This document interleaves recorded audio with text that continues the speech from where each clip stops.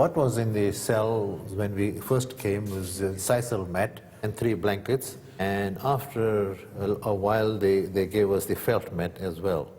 How many years did you have just that? We slept on the ground for about 14 of the 18 years that we spent on Robben Island. And I was the only non-African among the 7 of us here.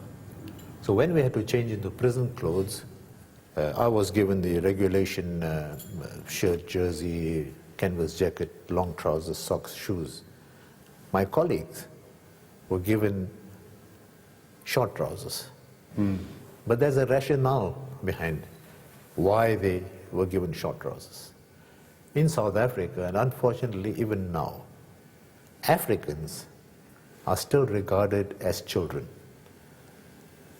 You find terminology in our homes, in white homes in particular. You talk of your garden boy, your kitchen girl. Regardless of age, boys wear short trousers. So Mandela had to wear short trousers. Unfortunately, our white compatriots have not been generous enough to recognize that when President Mandela talks of reconciliation and forgiveness, they have forgotten or refused to see what it is he has forgiven. This was the crime of apartheid.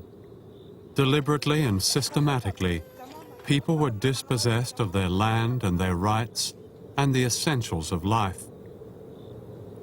Tens of thousands of children died when their families were wrenched apart. Today, behind the modern face of democracy, 87% of all African children suffer poor health. A quarter of children under the age of 6 suffer chronic malnutrition. Yet time and again, the African people found the spirit to rise up.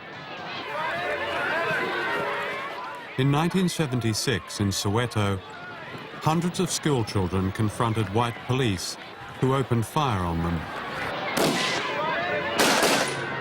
It was the children's action and courage that led to international sanctions. By the 1980s, a general uprising had begun. The apartheid regime began to panic. White privilege that amounted to one of the highest standards of living on earth was clearly at risk.